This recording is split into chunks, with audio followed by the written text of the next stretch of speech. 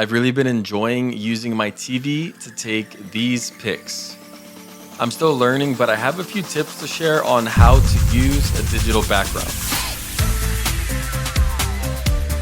Hey yo, this is Matt, and I was actually working on another video when the idea to do this video first popped up. I've seen a ton of artists use a TV, a computer monitor, or a laptop as a digital background for their setups. I've even seen tablets and phones for some smaller figures. It's something I wanted to do for a while, but I just never did. I do wish I started sooner because it is a game changer. It can be extremely easy to set up. You just put your figure down, you put an image on the screen, and then bam, take the picture.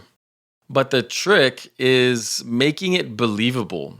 You don't want it to look like a screen. And before jumping into the actual tips, one reason of why I didn't start right away with using digital backgrounds is because I didn't know where to get the images from. And yes, I know you're thinking, well, just look it up on Google Images.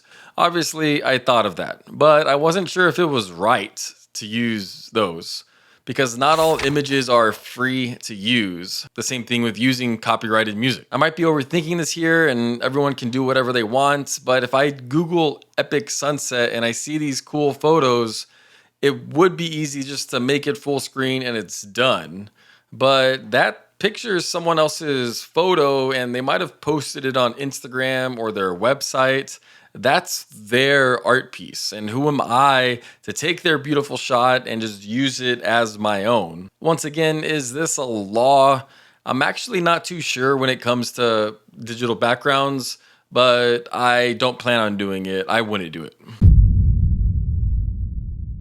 Well, just like with music and videos, you can get stock photos that you have the rights to. There are some sites that might require a payment or a subscription, and then some that are free, but maybe with limited access. So here are a few sites where I have downloaded some free images, like some free stock photos.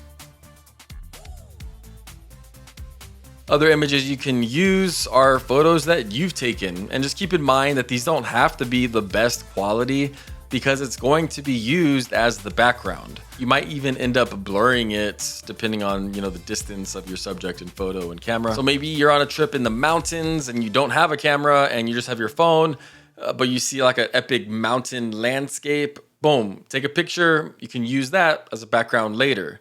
Or maybe you're in a forest, boom, like sunlight coming, like the rays coming through the trees. Take a picture so you can use that as a background later. Also, using pics of things that might not make sense as a background, but they just look cool, like certain textures, that can work really well too. I'm still experimenting with this, but the possibilities are endless. You could also use your own toy photos. If you have Photoshop, you can get one of your photos where you like the background and then content-aware fill around the subject, and boom, you can make a list of a lot of different cool background images that you can use. And the last suggestion for a digital background is making your own. It could be a starry sky where you just throw down some dots or a splatter in Photoshop, or you could paint some clouds using smoke brushes and kind of play with the lighting, with the contrast, the colors. I followed some other Photoshop tutorials and I was able to make this image that I really like. So use images that you have the rights to. Use your own photo, use a friend's photo that they said you can use, or make your own digital background image. So now let's look at how to make your photos look good. Can you guess the first tip? Yes, it's lighting. Once again, lighting rules. And for this one, more importantly, is focused at the color. If I have this orange sunset image and I put my figure down and light it up with this almost white blue light, it's going to look a little off if there's no other light source. If your background is some cyberpunk looking setup with these colors, but then you light up your subject with different colors, it might work, but probably not. When lighting your subject, match the colors from the background image that you're using. Also be mindful of the direction. If there is a fire or something from the left side, and then you light the subject blue from the left, but then orange from the right, it's gonna look off. So put that orange light on the same side as the fire in your background. The second tip is using a diorama or props. So don't take this to the extreme where you have to use props and have an epic diorama for every photo that you're using a digital background. No, you very well could have a simple close-up portrait with just the subject and a digital background. But to really sell the digital background and blend all the pieces together, having other stuff in your shots for your subject to interact with is key. The Mandalorian is a show that uses a digital background a lot, sometimes too much. But that doesn't mean that they don't have real props and buildings for Mando to walk through.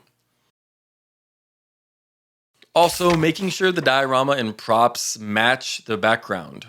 If you have a Spider-Man that's interacting with a building, and then the background shouldn't be a forest, or should it? For this setup, you can see I used my mountainy terrain diorama, and even though this image is a digital looking image, it still has mountains. And Gundam Wars on Instagram had commented this looks like a digital frontier, and I thought that sounded epic. One huge trick is using the dio or props in the foreground as well, which leads into the final tip of creating depth. This can be a little tricky to master, especially depending on the setup. I would love to do a whole video just on this by itself because it's that powerful. Using depth in your images, it gives it that cinematic look. It looks good. So looking at our digital frontier, I have this boulder rock formation here on the left. It ain't much, but it looks good. This Super Bowl themed pic isn't my favorite image that I've taken, but one goal I wanted was to make sure there were different layers. So this front guy is diving kind of in the foreground, and then you have the subject, and then another layer of troopers, and then the background, which is slightly blurred. And then looking at this Iron Giant photo, we have the diorama coming toward the camera, and then the subject is behind, but in focus, and then the night sky is blurred in the background. And like I said, even without using a digital background, explore and experiment with adding depth to your shots. Some quick bonus tips. One beginner mistake I see in photos is having this perfectly in focus picture of mountains and sky. And then you have your subject, which is also perfectly in focus in front, and it doesn't look good. That's not a good mix. A quick fix would be adding a little blur to the image you're using, or even using a longer lens, which is gonna kind of blur the monitor, the screen in the background.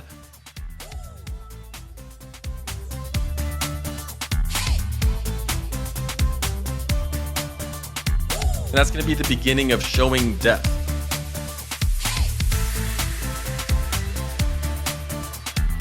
When I'm displaying images, I put all of them up on Photoshop, and then I display them from my MacBook, which I can connect wirelessly to my TV. So it works really well together.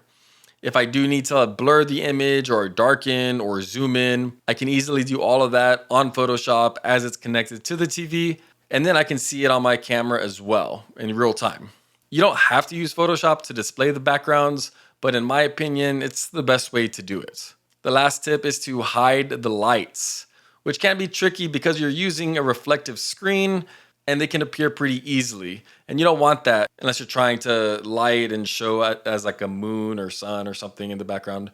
So besides obviously positioning them out of the way completely, another trick is to point them away from the monitor towards the back of your subject. So you're using more of the lights as backlights, which is good, and it helps eliminate the reflection.